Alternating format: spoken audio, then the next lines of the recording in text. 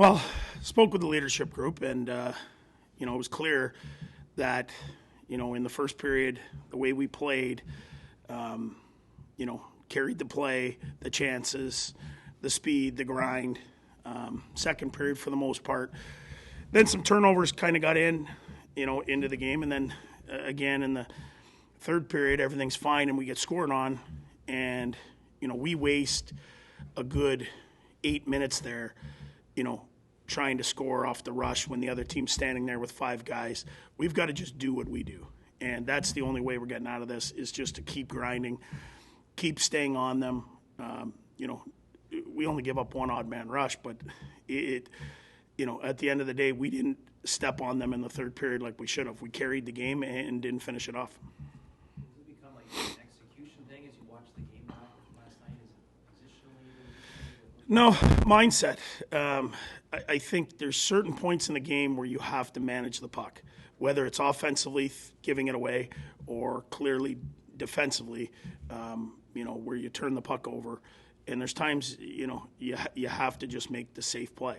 And, we want to have be a team that has the puck, but you can't risk turning the puck over and costing goals. And if you don't have the play, you just, you take care of it and you grind the other team out. And sometimes you got to live for another day. And clearly that was the case last night. You spoke with the leadership group. Was there an emphasis on not overthinking it and trying to stay loose and not squeeze the stick, as you mentioned? For sure. Just do what we do. And there's, right now, clearly things have not gone anywhere near to what we had thought.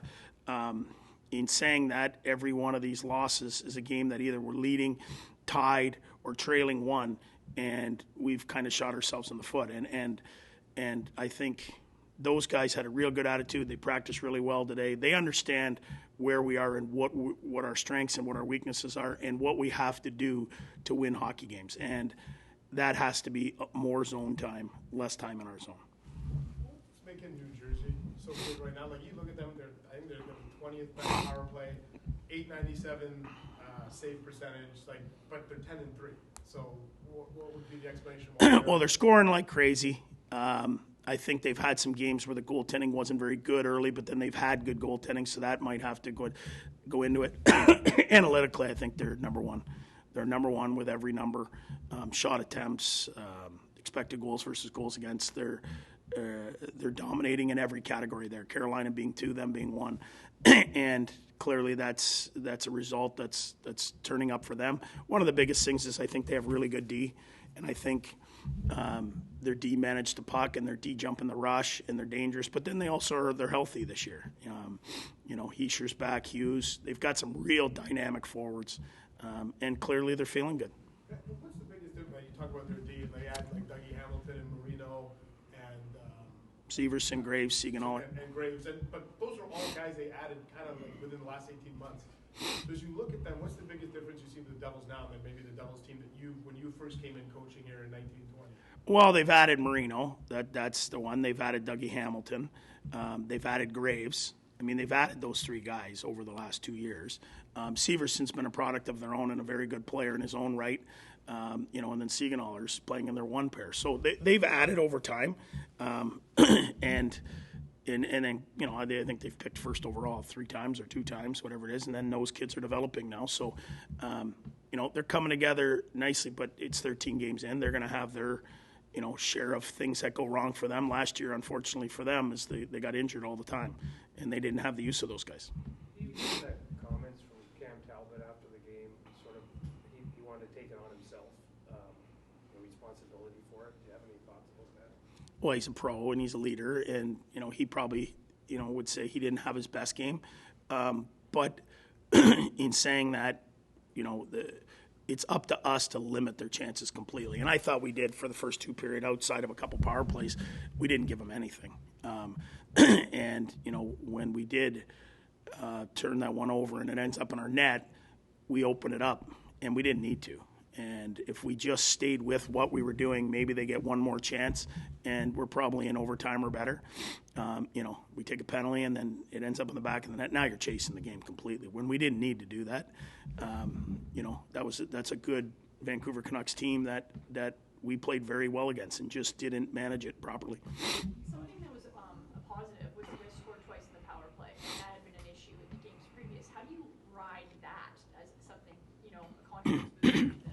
Well, they were desperate, and they made the plays when they had to. That'll give us some confidence. The penalty kill was very good against a really, really good power play.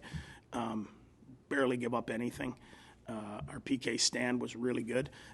and what's been our strength, our 5-on-5 play, I think if you're watching the game, their goalie made some unbelievable saves. I think there was a point that, we had breakaway, partial breakaway. We had a bunch of plays in front, and their goalie made some unreal saves where we've got to bear down and find ways to put those in the net. If you get it to 3 or 4-1, then you're not dealing with that situation. And I think that easily could have been the score after 2, but it wasn't.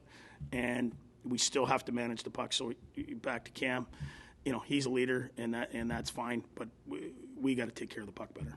Just on do you find that can have an impact on the relationship between goalie and players in front of him going forward, where after a night like last night, he's going, let me get in front of this and own it, as opposed to the flip side? Well, the guys will clearly respect the fact that he's willing to take that, but but it's not just him. There's other guys that that have to be better as well, and make sure that he doesn't have that opportunity to make more than 5 or 6 saves in the third period. Held him to 5 shots in the first period. That's what you got to do in the third. If you want to close that team out that has that much offense, you got to close them down properly. And we didn't manage the puck in the O-zone well enough, and we gave up some rush chances, and it allowed them to build some confidence and get in the game. When you look at the fact that at this point last year and now you guys almost have the same record, is there any different feeling this year, though? Is it more optimistic by any? Oh, for sure.